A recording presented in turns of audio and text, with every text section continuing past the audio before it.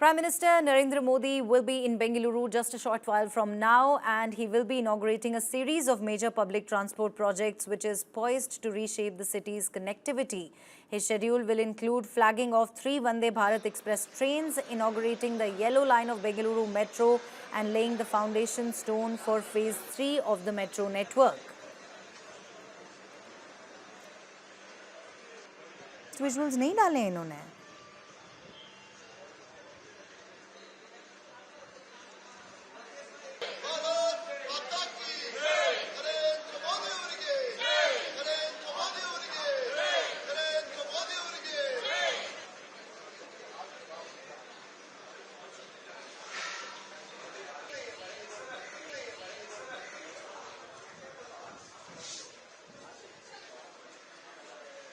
Act will flag off 3 Vande Bharat Express trains at KSR Bengaluru Railway Station. These include the KSR Bengaluru Belagavi service, Sri Mata Vaishno Devi Katra Amritsar service and Nagpur Pune service.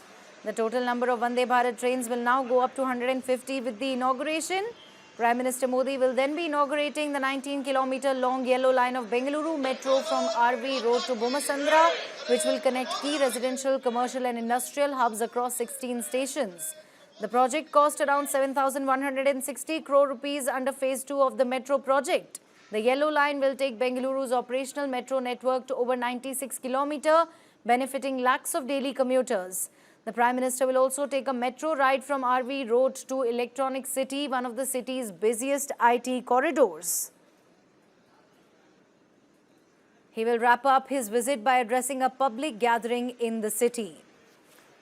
In fact, I'm also joined by Dr. Baswaraj Itnal, senior journalist, on more on this. He will be, in fact, with me while we continue to decode Prime Minister Modi's Bengaluru, Karnataka's development push. Let me quickly go across to him. Thank you very much, Dr. Itnal, for joining us on News9 Special. Sir, how do you really read Prime Minister Modi's mega development push for Karnataka? Oh, this is an ongoing project, Neha. The BMRCL, what Priyank Kharge is saying, there is some substance to it. BMRCL, Bengaluru Metro Rail Corporation Limited, is a joint venture between Government of India and Government of Karnataka, which we all know started around 2004. And it's an ongoing work. Every government comes, extends the route. Probably in a short while, we'll be having metro projects right from Hoskote till Tumkur and from International Airport till Tebele Hosur, Tamil Nadu border. So that seems to be the mega plan for the city, and it's great, And especially today's the yellow line that the Prime Minister is flagging off, that's an important sector because it connects Bangalore South's RV Road to Electronic City and then Bommasandra at the edge of Electronic City. And that is it is a high density traffic there. Traffic volumes in South are extremely problematic in the city, especially Silk Board Junction and the Outer Ring Road, Jaydeva Junction, and all these sectors are extremely, highly congested all the time. So one expects that this metro would reduce some congestion on these, high intensity traffic zones. That's one. Another is among the 3 Vande Bharat Express, one is in Karnataka, that is from Bangalore to Belgaum. We had Shatabdi Express from Bangalore to Hubli, which would take around 6-7 hours travel time. But then 1 hour plus this Vande Bharat till Belgaum, it is said to take around 8 hours from Bangalore to Belgaum, which is great because normally other trains like Chennai Express and other trains to Belgaum take around 13 hours. The Vande Bharat is going to cut down the travel time by 5 hours, which is very quite welcome. Belgaum being known as the second capital of the state. We have Vidhan Sabha there, and every one winter session is always held in Vidhan Sabha in Belgaum. So such being the case, the two important cities being connected with this kind of a high-speed train link is extremely welcome. And in that light, what Prime Minister Modi is flagging off these 2 projects is extremely important. Okay, let me ask you this, Dr. Itnal. Priyank Kharge has pointed out that the state has contributed more funding than the centre. Is this a common occurrence in central state infrastructure projects? What happens is whenever there are 2 different parties at centre and state, these kind of objections and this kind of grievances would be heard. Because we had Jawaharlal Nehru National Urban Renewal Mission, which is again a joint venture between state and the center. This also is a joint venture between state and center, not only as a company, not only as a public sector company called BMRCL, also the obligation of the state is to make available the land required. Making land required, providing the land, acquiring and providing the land in the heart of city is extremely difficult, especially South Bangalore being quite expensive, and it passes through a very high value residential and commercial zones in the south. So government of Karnataka has to do that. It has done it, and one expects the government of India to acknowledge that. And nobody's going to lose. Prime Minister, Chief Minister. What he has done, he has done. It's only a gentlemanly thing to acknowledge what the state also has done. And I guess to that extent, what Priyank Karge is saying is right. Okay, let me ask you this, but isn't it also equally true, sir, that such statements, when made in the public, also, kind of build public perception? Or would you say that it is all about that? What is happening today? Prime Minister Modi is coming, and half the city is locked up. There are traffic restrictions everywhere. Entire city is as far as traffic is concerned, is locked up. And what is happening? We are seeing all the publicity. What is this basically? It's basically what BJP is doing is they're building their brand. And as a political party, Congress also wants to chip in, and they want to take their share of publicity. And both are political parties. It's simply about politics. As far as work is concerned, work has been done. It is there for us to see. By today, it will be available for the general public. To that extent, it is done. But there is always a credit war. I have done this, you have done that. That credit war is nothing new in politics. Okay, let me just ask you this, sir. What role has the centre and the Karnataka government really played in the development of this project? Okay, that's, see, when it was conceived in 2003-2004, BMRCL was conceived, I think it was the idea of Mr. E. Sridharan, who was also the visionary behind Delhi Metro. Subsequent to Delhi Metro's success, the Bengaluru Metro was conceived. And it was conceived as a joint venture company. BMRCL was conceived as a special project vehicle between Karnataka government and the government of India. But then both the Karnataka government and government of India were Congress, and it was easier, to that extent, it was easier to move forward. And then the first phase, it was agreed upon a small segment, around 15 north-south and east-west corridors were around 15 kilometers each, 15 kilometers each. That was the concept. And government of Karnataka's obligation was to acquire land along the route and make it available to BMRCL at free of cost. And then BMRCL, will be funded by government of India. And government of India probably has funded it by international borrowings. And such being the case, it is a teamwork.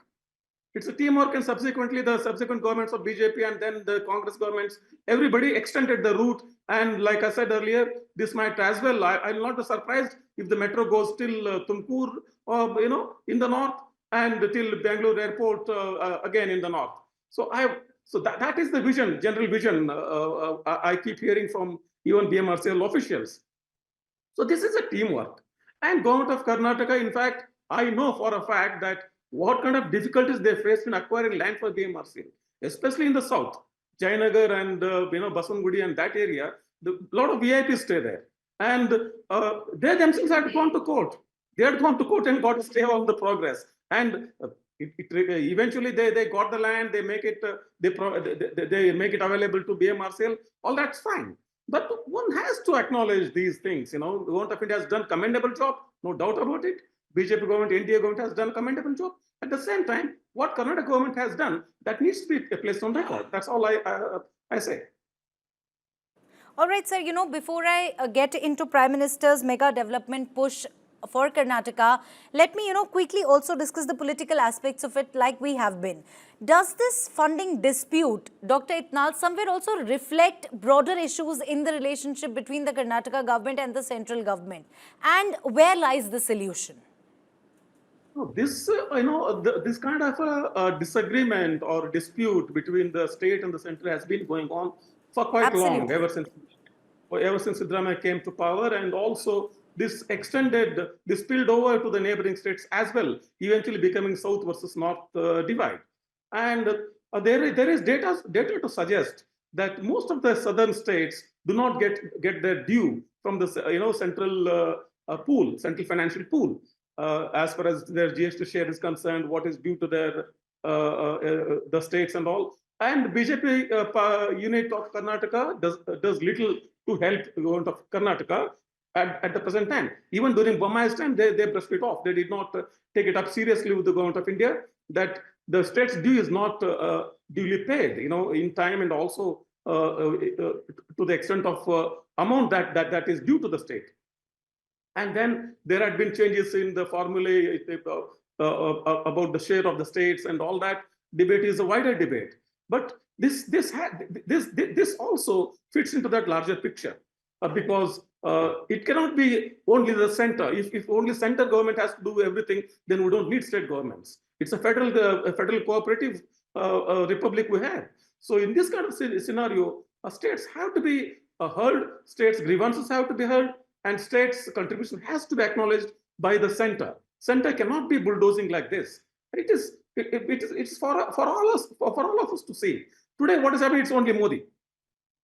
Today's event is only Modi. It is a project. It's a joint venture project. But the thing is, the PR is, the branding is only Modi, only BJP. Dr. Itnal, Prime Minister Modi's visit highlights a major development push in Karnataka, like I've been saying and like we've been discussing, including metro expansions and now new Vande Bharat train as well. How significant are these projects for Karnataka's growth trajectory? As far as Vande Bharat is concerned, and any such other, in fact, in the previous budgets, the finance minister has proposed a couple of new railway lines in the North Karnataka. So this Vande Bharat train, Bengaluru to Belgaum, connects north and south of Karnataka, and there had been a long-standing grievance that the northern Karnataka is underdeveloped, and South Karnataka, especially Bangalore, gets the lion's share of all the expenses and all the infrastructure provisioning. Such being the case, and when you have big projects like this coming up, connecting north, and also within North Karnataka, there are a couple of projects coming up, new railway lines are coming up, and that is, apart from providing the employment, it also creates a corridor of economic movement. What are the trains? What are the flights? What are buses? These are not, they are not only connecting people; they are also connecting economies, the local economies, not the North Karnataka economy. Belgaum, Hubli, Dharwad, Davangere, and subsequently, if you extend it, it could also connect to Bijapur, Bidar. And these are important destinations for the states. And even within Karnataka only, there had been a lot of discussion that the government of Karnataka has to do more to intensify or catalyze the development in North Karnataka, especially the Hyderabad Karnataka, which has a special status, and also Bombay Karnataka, which is reasonably well developed, but there is room to develop it some more.